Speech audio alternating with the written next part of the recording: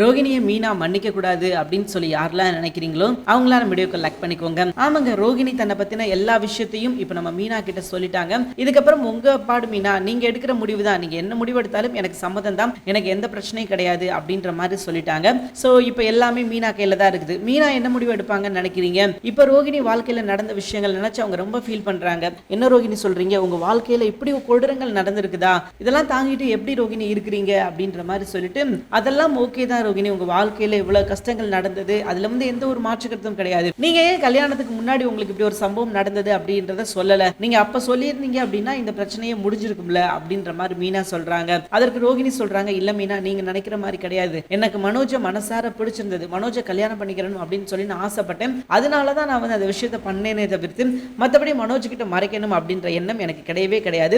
ஆனா நான் என்னைக்கா இருந்தாலும் நான் இந்த விஷயத்தை எல்லார்கிட்டையும் நான் சொல்லதான் செய்வேன் அப்படின்ற மாதிரி சொல்ல, அப்ப மீனா என்ன சொல்றாங்க அப்படின்னா, சரிங்க ரோகிணி, நீங்க கண்டிப்பா இந்த விஷயத்தை எவ்வளவு சீக்கிரம் முடியுமோ அவ்வளவு சீக்கிரம் வந்து நீங்க சொல்லிருங்க, ஏன்னா நான் உங்களுக்கு கொஞ்ச நாள் தான் டைம் கொடுப்பேன், அதுக்குள்ள நீங்க என்ன பண்ணிருங்க அப்படின்னா இந்த விஷயத்தை நீங்க எல்லார்கிட்டையும் சொல்லிருங்க, ஏன்னா உங்களால என்னால மனஸ்தாபப்பட முடியாது, நான் மனசு ரொம்ப கஷ்டத்துல இருக்கேன், ரொம்ப வேதனையில இருக்கேன், அதனால நீங்க என்ன பண்ணுங்க, இந்த விஷயத்தை நீங்களே நீங்க எல்லார்கிட்டையும் சொல்லிருங்க அப்படின்ற மாதிரி சொல்லிட்டாங்க. இது போதும் மீனா, நீங்க இந்த வாய்ப்பு கொடுத்தது எனக்கு பெரிய விஷயம் தான், ஏன்னா நீங்க இவ்வளவு பெரிய வாய்ப்பு கொடுப்பீங்க அப்படின்னு சொல்லி நான் எதிர்பார்க்கல, பட் நீங்க இந்த வாய்ப்பு கொடுத்தது எனக்கு போதும், கண்டிப்பா நான் எவ்வளவு சீக்கிரம் முடியுமோ அவ்வளவு சீக்கிரம் நான் எல்லார்கிட்டையும் உண்மையை சொல்ல பாக்குறேன், எனக்கு நீங்க இந்த வாய்ப்பு கொடுத்திருக்கீங்களா, இதுவே போதும், மற்றபடி நீங்க எதுவுமே பண்ண வேணாம், நீங்க பாட்டுக்கு உங்க வேலையை பாருங்க மீனா, எனக்கு வந்து வாய்ப்பை ஏற்படுத்தி நான் இந்த உண்மை எல்லார்கிட்டையும் சொல்லுவேன் அப்படின்ற மாதிரி சொல்லிட்டாங்க. அண்ட் இவங்க ரெண்டு பேரும் பேசிக்கிட்டு இருக்கும்போது முத்து வந்து நிக்கிறாரு. முத்து கொஞ்சம் கூட எதிர்பார்க்கல, ஏன் அப்படின்னா இவங்க ரெண்டு பேரும் இப்படி தனியா போய் பேசுற ஆள் கிடையாது அப்படின்றது முத்துவுக்கு நல்லாவே தெரியும். அதுவும் ரோகிணி கிட்ட வந்து இவங்க பேசுறது வந்து அப்படி ஒருத்தே இல்லை அப்படின்றது நல்லாவே தெரியும். அப்போ முத்து நம்ம மீனா கிட்ட கேட்கிறாரு, என்ன மீனா, நீங்க ரெண்டு பேரும் என்ன பேசிக்கிட்டு இருக்கீங்க, நீங்க ரெண்டு பேரும் பேசுறதுக்கு ஒண்ணுமே கிடையாது, என்ன ரோகிணி உங்ககிட்ட வந்து பேசிக்கிட்டு இருக்கா அப்படின்னு சொல்லும் போதுதான்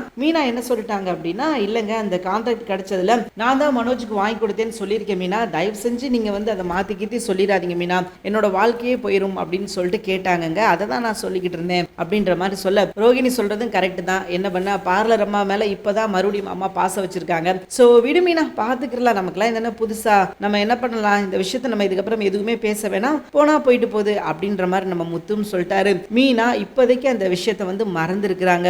ஓகே, இந்த விஷயத்தை நம்ம இதுக்கப்புறம் பெருசா பெரிய லெவலுக்கு எடுத்துட்டு போக வேணாம் அப்படின்ற மாதிரி அவங்க முடிவு எடுத்துட்டாங்க. சோ கண்டிப்பா ரோகிணி சீக்கிரமே இந்த உண்மையை சொல்லணும் அப்படின்றது அவங்களோட எழுதப்படாத விதி, அவங்க சொல்லிதான் ஆகணும், சொல்லல அப்படின்னா கண்டிப்பா நம்ம மீனா சொல்லிடுவாங்க. அதை தான் மீனா சொல்றாங்க, நீங்க எவ்வளவு சீக்கிரமா சொல்றீங்களோ நாங்க சொல்லுங்க, நான் உங்களுக்கு இவ்வளவுதான் டைம் கொடுத்துருக்கேன், அதுக்குள்ள நீங்க சொல்லிடுங்க, இல்ல அப்படின்னா நடக்கிற விஷயங்கள் வேற மாதிரி ஆயிரும், என்னால எதுவும் பண்ண முடியாது, நான் உண்மையை சொல்லிதான் ஆவேன் அப்படின்ற மாதிரி மீனாவும் சொல்லிட்டாங்க. சோ அவங்களுக்கு ஒரு வாய்ப்பு கிடைச்சிருக்குது, இந்த வாய்ப்பை சரியா பயன்படுத்தி உண்மையை சொல்லுவாங்களா அப்படின்றத நம்ம பொறுத்திருந்து தான் பார்க்கணும். கண்டிப்பா இருக்குங்க, இந்த வாய்ப்பு கிடைக்கும் அப்படின்னு சொல்லலாம். ஆனா ரோகிணி திருந்துவாங்களா அப்படின்னா யோசிக்க வேண்டிய விஷயம் தான், ஏன்னா ரோகிணி திருந்த மாட்டாங்க, அவங்க திருந்தவும் மாட்டாங்க, வருந்தவும் மாட்டாங்க, அவங்க இதுக்கப்புறம் வந்து வேற ஏதாவது பிளான் போடுறாங்களா அப்படின்றத நம்ம பொறுத்திருந்து பார்ப்போம். தேங்க்யூ ஃபார் வாட்சிங்.